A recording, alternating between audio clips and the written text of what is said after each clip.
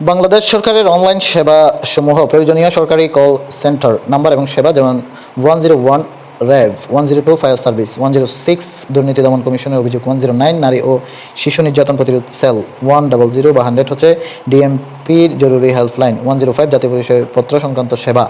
333 বা 333 হচ্ছে দেশের সরকারি তথ্য সেবা চালু হয়, 999 সবচেয়ে জরুরি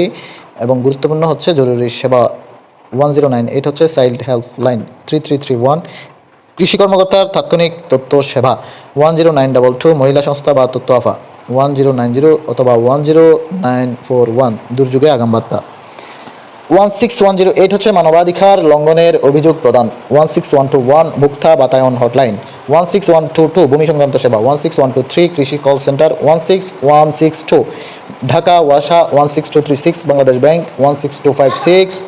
ইউনিয়ন পরিষদ হেল্পলাইন, 16263 স্বাস্থ্য বাতায়ন, 16402